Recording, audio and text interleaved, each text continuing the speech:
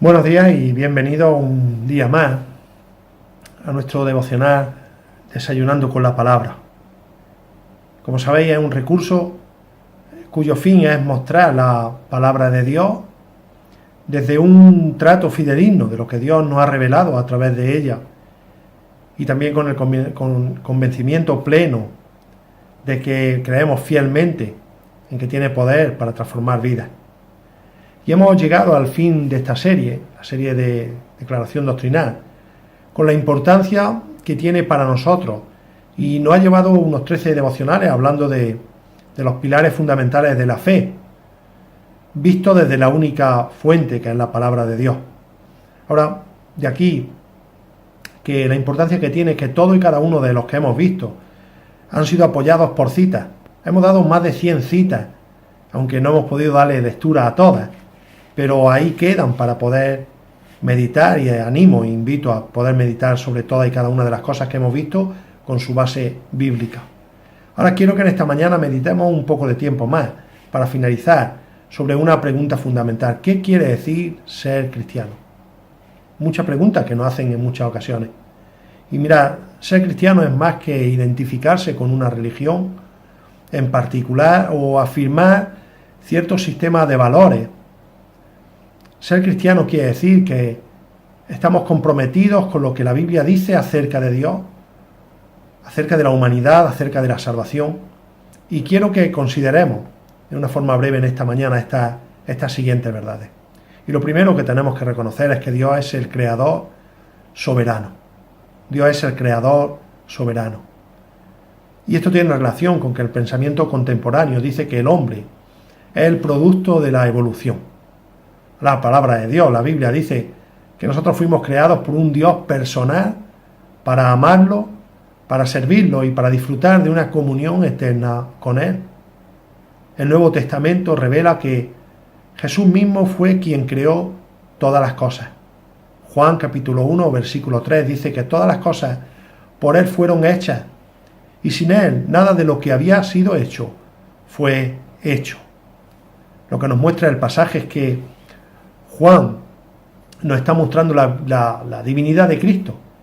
Jesucristo fue el agente de Dios, el Padre, que participó en la creación de todas las cosas y del universo. Colosenses 1:16 dice, porque en Él fueron creadas todas las cosas, las que hay en los cielos y las que hay en la tierra, visibles e invisibles, sean tronos, sean dominios, sean principados, sean potestades, todo fue creado por medio de Él y para Él. Por tanto, el Señor también es el dueño y tiene autoridad sobre todo, como dice el Salmo 103, versículo 19. Quiere decir que tiene autoridad sobre nuestras vidas y le debemos devoción absoluta, le debemos obediencia y le debemos adoración. Ahora, también tenemos que reconocer que tenemos un Dios que es santo, un Dios que es absoluta y perfectamente santo.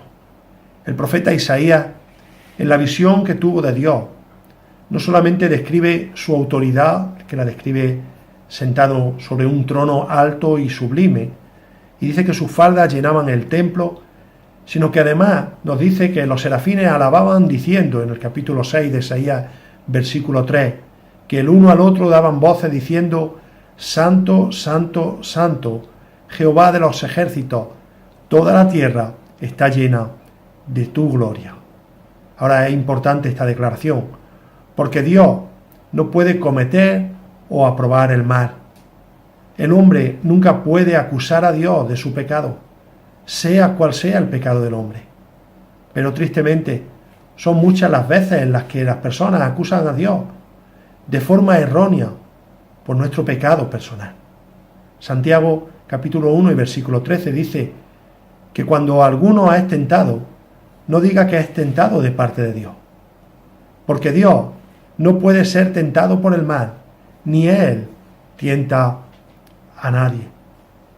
Dios lo que requiere de su Hijo es santidad. Primera de Pedro, capítulo 1, versículo 16, dice, sed santos, porque yo soy santo. Ahora, tenemos que reconocer que vivimos en una humanidad que es pecaminosa.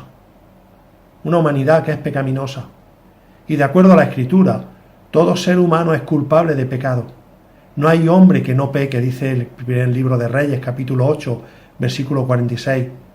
Y eso no quiere decir que somos incapaces de llevar a cabo algún acto de bondad humana. Pero también es absolutamente cierto que somos incapaces de entender o de amar o de agradar a Dios por nosotros mismos. Romanos 3, versículos 10 y 12 dice, como está escrito, no hay justo ni aun uno, no hay quien entienda, no hay quien busque a Dios. Todos se desviaron, a una se hicieron inútiles, no hay quien haga lo bueno, no hay siquiera uno, afirma la palabra de Dios. Por tanto, esta acusación o el pecado demanda un castigo, como todo acto en contra de la voluntad de Dios. La santidad y la justicia de Dios demanda que todo pecado se castigue con la muerte. El alma que pecare, esa morirá, dijo el profeta Ezequiel en el capítulo 18, versículo 4.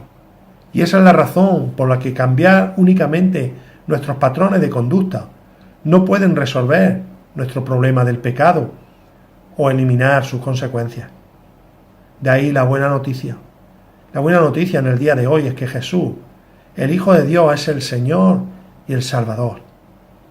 Y en el Nuevo Testamento revela que Jesús mismo fue quien creó todo, como hemos visto, Colosenses 1:16. Por lo tanto, Él también es el dueño y tiene autoridad sobre todo. Y eso quiere decir que tiene autoridad también sobre nuestras vidas. Por eso le debemos devoción. Por eso le debemos una devoción absoluta, le debemos obediencia y le debemos adoración. Dice Romanos capítulo 10, versículo 9, que si confesares con tu boca que Jesús es el Señor y creyeres en tu corazón que Dios le levantó de los muertos, serás salvo. Aunque la justicia de Dios demanda la muerte por el pecado, daros cuenta, su amor ha provisto un Salvador, quien pagó el precio y murió por todos y cada uno de los pecadores. Cristo padeció una sola vez por el pecado, el justo por los injustos, para llevarnos a Dios, como dice 1 de Pedro 3:18. La muerte de Cristo cumplió el requisito que la justicia de Dios demanda y de esta manera hizo posible que Dios perdone y salve a aquellos que creen en Él, como dice Romanos 3:26. De ahí la belleza, queridos amigos y hermanos, de la naturaleza de la fe salvadora. La verdadera fe siempre está acompañada de arrepentimiento del pecado. El arrepentimiento es mucho más que simplemente sentirnos mal cuando cometemos pecado. El arrepentimiento es estar de acuerdo con Dios en que somos pecadores, que debemos de confesar nuestros pecados a Él y tomar una decisión consciente de dejar el pecado, como dice Lucas 13, del 3 al 5, de seguir a Cristo, como dice Mateo 11, 28 al 30, y obedecerlo a Él. No es suficiente creer ciertos hechos de Cristo.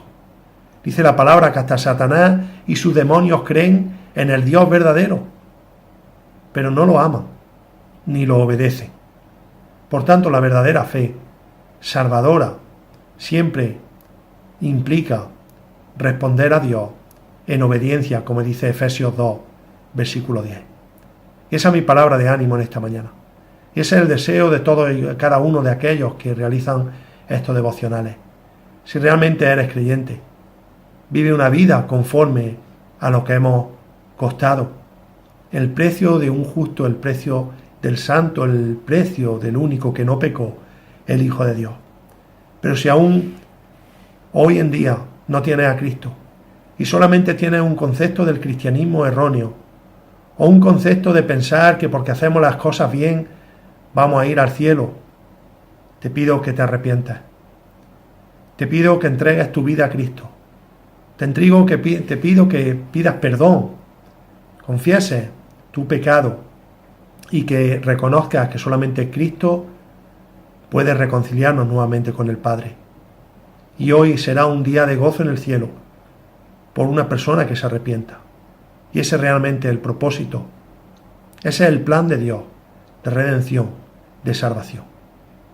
Oro porque esto se cumpla en tu vida y realmente con todo el Señor sea el que reciba toda la gloria. Que el Señor bendiga y os dé un buen día.